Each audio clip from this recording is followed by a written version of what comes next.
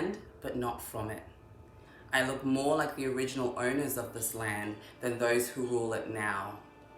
I am African in blood, spirit, and culture, yet I also hold documentation that says Australian citizen. We are one, but we are many. Yet how do I remain myself in this sea of so many? Assimilation by degrees, or is it all or nothing? You see, when you look at me, I'm from the dark continent. But when I talk, I've got that Aussie twang. You call me Australian, but in the mirrors of society, opportunity, merit, and representation, why are there so little like me looking back at me? How do I exist in your spaces without apology? How do I show you who I am, though it doesn't fit your narrative? And if I rise to the top of my field and slay, that shouldn't be rare or exceptional, because my being African should never be a hindrance to my Australian experience. I am in this land, but not from it. I am African. I am Australian. Ladies, it is discussion time. I'm so excited because this is where we just get to be honest and raw about what we think about this topic and what we think about these questions. Now, the topic that, you guys have so eloquently woven the topic of tonight, which was the whole struggle of maintaining your ethnicity, and for us it's being African whilst being an Australian citizen, that walking the tightrope of the two worlds. Yeah. Where do you belong, where do you not? Do you assimilate all the way, or to what degree? Yeah. So these questions, I guess, I don't think they're controversial, but they're questions. And we'll see. I just want to, pick our brains and see what we can come up with. The first one, how can you truly feel Australian when the average Australian sees you as a foreigner by virtue of your race? Let's take that one. We can just... Identity is a very personal thing. So no one can tell you who you are unless you let them. Yes. And your lived experience is one which is very personal to you. That's right. And it's very possible for many different realities to exist in the space continuum. So the person who's most likely making that statement does not have a collection of melanated, phenomenal human beings in their life that are able to confidently claim their identity as Australian. And who have grown up here and have had the same experiences as them. I think one of the things is that it's not a philosophical conversation for the person who makes that claim. It's a lived experience. And that's it. I think there needs to be more consideration of the fact that Black people just did not come here in the last 30 years. Black people came here on the first fleet. From the African diaspora.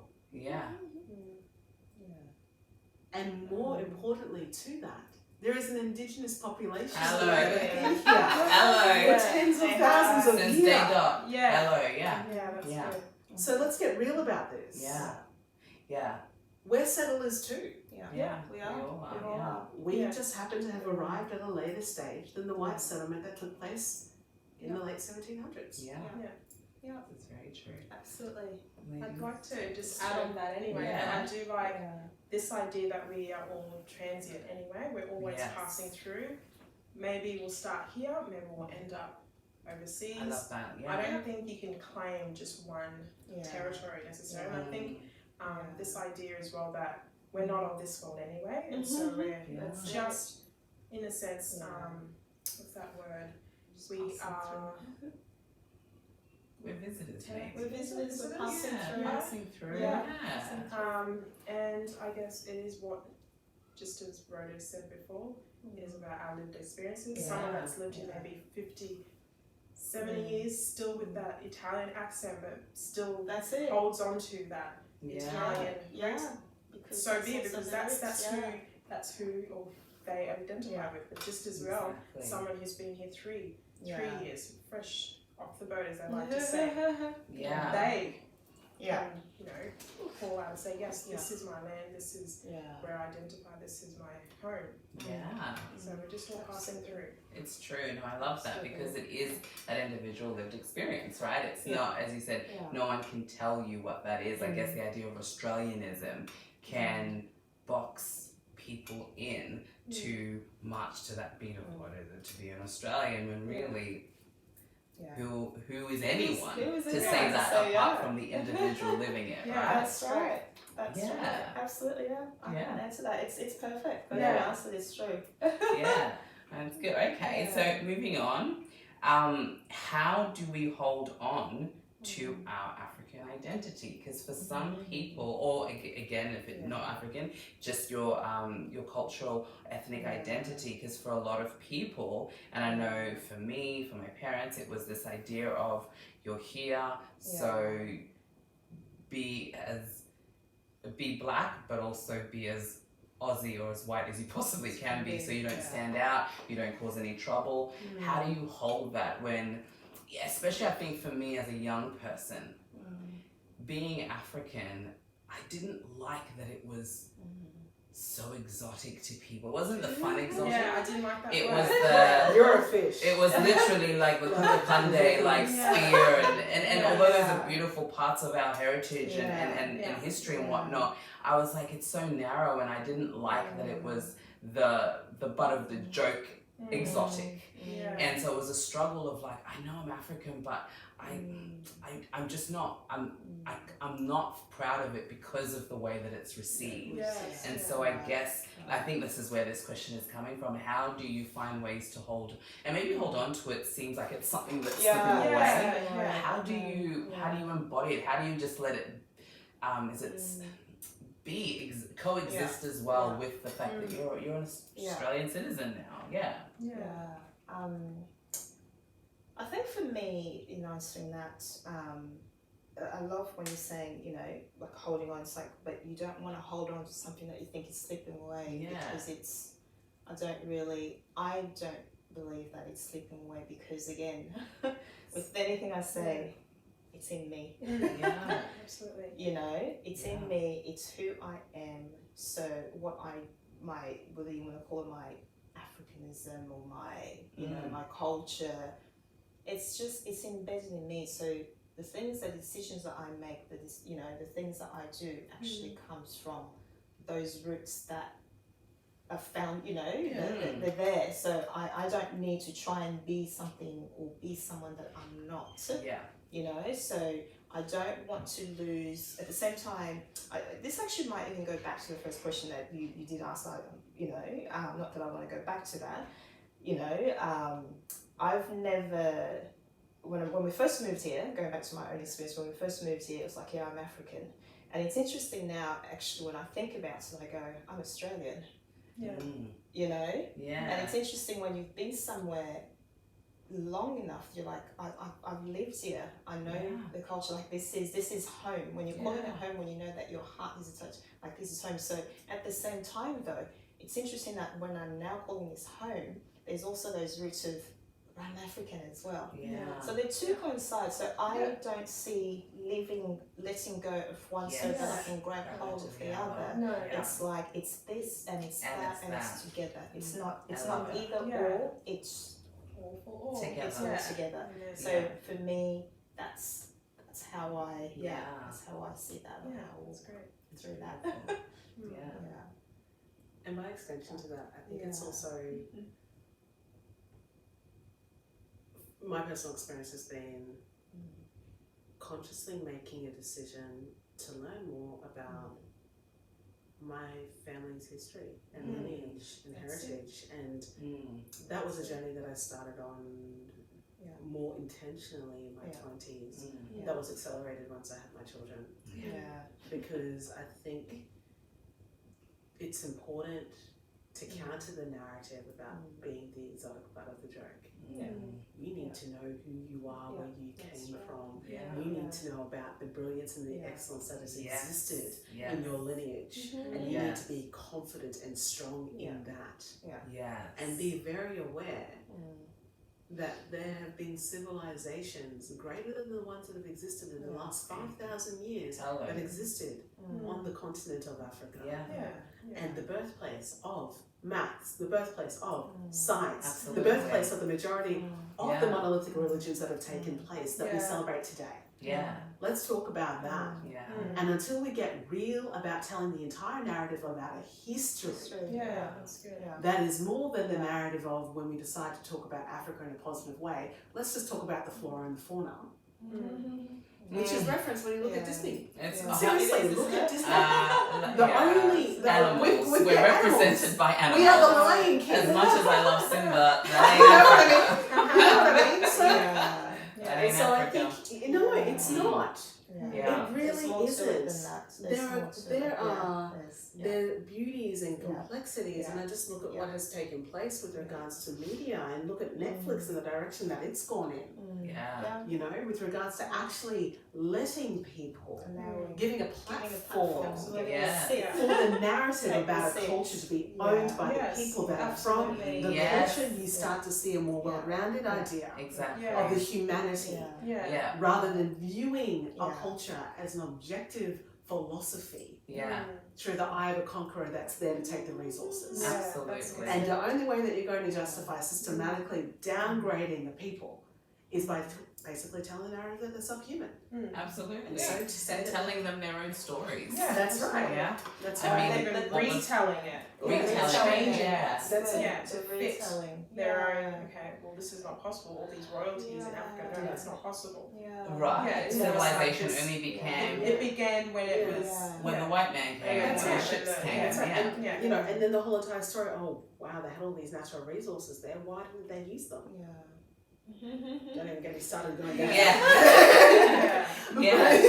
want to I love what you said there about now that you're a parent or now that you're a mother, you know, you've been intentional in finding your roots, and I want to pick up on that. Like, that's beautiful, because as you were saying, I'm like, actually you get to a place where you now, and there's something incredible about when you go back and look at your roots, you know, your culture, because it actually teaches you how you even behave now. You go, oh, that's why I do that, or that's why I think like that. So we get, and it's a form of growth as well. It is. This is how we grow. We go, because I'm sure most of us will have a similar story. When we moved here, we were a little bit shy to say where we're from. You know, it's like, but now there's just this pride, this, you know, because you've grown also as individual, not just as women. I know there's men out there with the same story. It's like, no, this is who I am. This is, you know, my culture. So you want to learn, because I know I am the same. Even books that I'm reading now, it's taking me back to home. And yes, I grew up, then I still, you know, have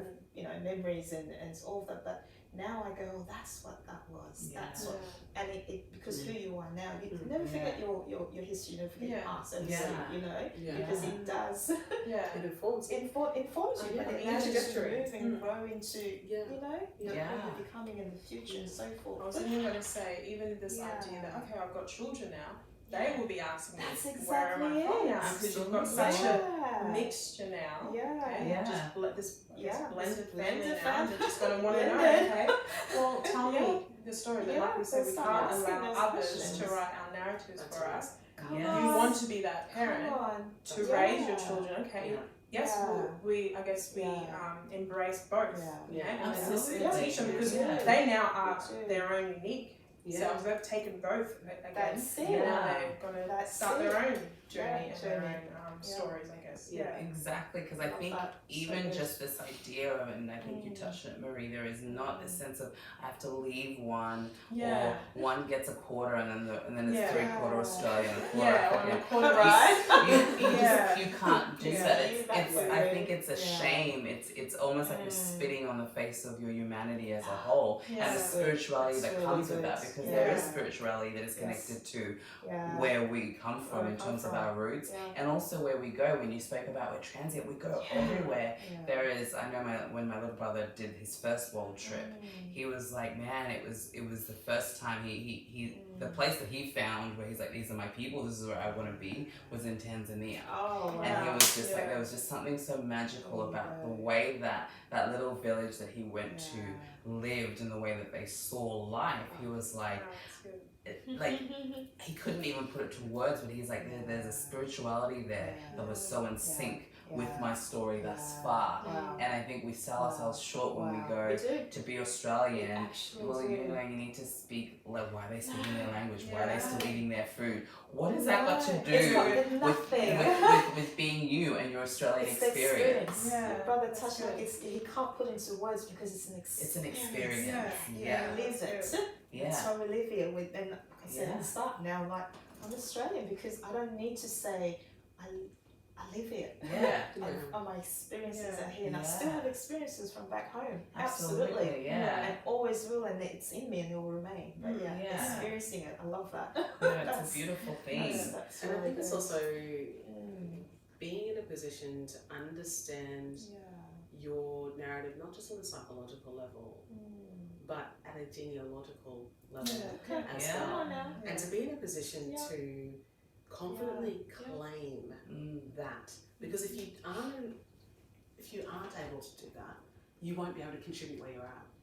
So I think telling people that you have to assimilate and forget everything that you were before you came is absolutely ridiculous, because when you look at the way in which the society has evolved, particularly after World War II, cuisine, and everybody has a favourite Italian restaurant, a favourite Chinese restaurant, Thai, everything. Thai, Vietnamese. Let's speak truth about this. Let's think about the innovations that take place. Let's think about diversity that matters. Let's think about inclusivity that matters. Let's think about equality that matters as well. It all matters. And it all matters. It all matters. And we all evolve with a participation and also a cellular integration of that knowledge. Absolutely.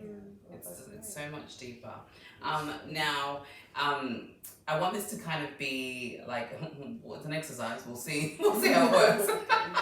But the question is, what are the dangers of assimilation? But I want us to maybe give just 3 words. Doesn't even have to connect in a phrase, but just what are 3 words that would represent the dangers of assimilation, and I want each of us to do. And when I say each of us, the 3 of you. I love that. Right. Assimilation. Dangers. That's a really good question. No face. So Yeah. Faceless generation, faceless. Yeah. That's a good one.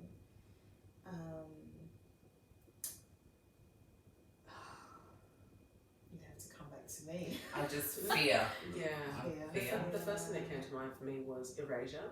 Yeah. And then flipping your question to another perspective, inability to engage in truth-telling and healing.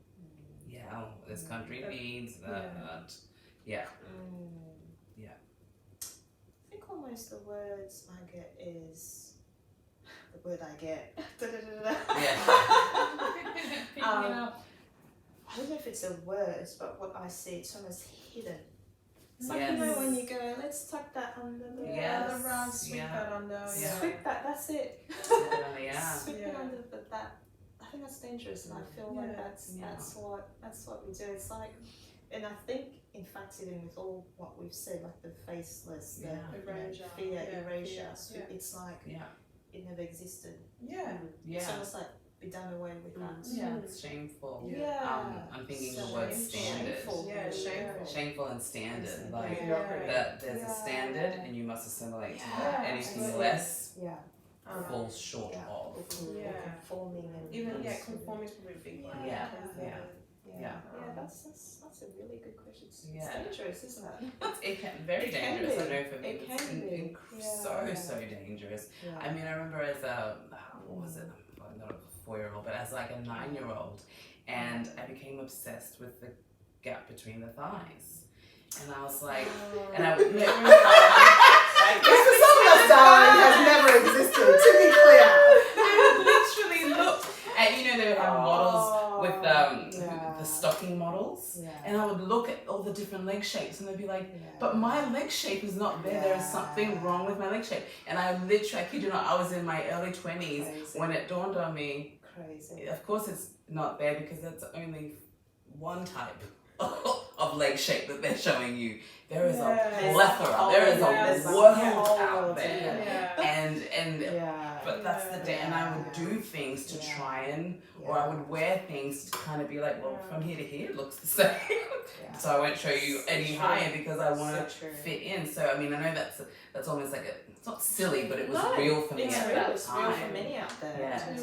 To jump on that, I know that we're talking about again assimilation. When you said that about the same, it was different leg shapes. I just thought spectrum, but then I thought no, but then it's almost like it's fading into grey. So that whole assimilation got all this beautiful colour to celebrate. And it's trying, yes, the erasure, but trying to dilute even that. Dilute it down to this just this one mundane, this drab colour, and then that spectrum is lost. Explosion of colour, explosion. You know, we live in a world that, I mean, even the fact that there's just different countries. There's not even tell us that this is what it was. It's meant to be like. That's the idea. Why are we trying and change what has been given to us? Absolutely. You know, imagine a world. Actually, this reminds me of something. Something I posted a few weeks back, and it was actually just a video that I put up. But as I was looking at it, because I love color, I mean, obviously, I just all of that is just so stunning. And I thought, imagine a world without color. If it was just, and we all love black and white photos. Like, oh, let's do it. But imagine a world without color. Like, just the joy even that brings. Absolutely. So why do we not celebrate this diversity? Even the cuisines, we love this. You know, we love Italian. We're talking about different cuisines, Italian or Moroccan or this and that. So why are we not celebrating? So Jonah is joining us for the very last question. What is the sweet spot of being both African and Australian? Colour. And in every single sensory way. Life is a celebration. It just feels as though every single African that I come across, irrespective of where you are from the diaspora, just loves to celebrate life and understands the importance of doing that. You know, and expression and movement in the body, feeling it at a very cellular level. I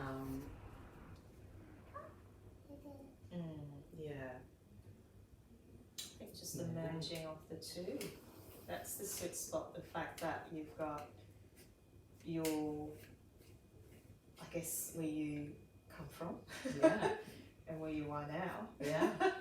I mean, I don't know. And the third, wherever we're going to go. I don't know if this is home forever for me. It could be. It may not be. You know, but it is home though.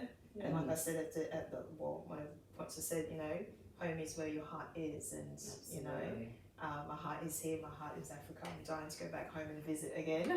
But you know, I think just the merging of the two together. This the fact that I've got the old or the, you know, the new, and it's just intertwining the two together. They kiss. They do. It's a beautiful kiss. You know, so I think for me it's the it's almost like we're talking about the whole merging of the two cultures, but I'm always feeling like to the point where there's that sense of mystery as well, because to, I guess, the average person, and it comes across a lot when I meet someone new or if I meet someone for the first time. Are you British? Or it's in the way that I speak. And so there's that sense that, okay, well, it's not about causing that confusion, okay, where am I from? But it's just recognising that in the day that we're living today, there's no way of ever being able to distinguish, okay, which part, where are you from? Because even I've had other Africans approach me and say, oh, are you from Nigeria? Or no, let me guess, you're from Kenya. No, you're right. So there's just this anywhere endless, but Congo. Anywhere but Congo. But I think it's also when we're talking about that whole connection also to the land. I think for me, when I think about Australia, it's like it's such a unique landscape. It's just beautiful, the red earth. I think the even just when as an art teacher, I know like teaching this, we had British settlers coming here to paint, you know, plein air as they call it in French, you know, painting out in the open. It was different for them, it was unique. They would paint in studios back in Europe, and obviously having those not watercolors, but oil paints, having that rich, strong pigment. But when they came to Australia and came here, they realised, hang on, it's almost very muted, like the gum trees, the sun was too harsh, and it wasn't those deep, rich tones that they're so familiar with in their own territory. And so just thinking that we've got the most unique, harsh landscape. Even the sun itself is so different and unique, and I just think the animals themselves are so unique and beautiful, and I just think, yes, there was a time when I would always want to travel. I still want to travel abroad.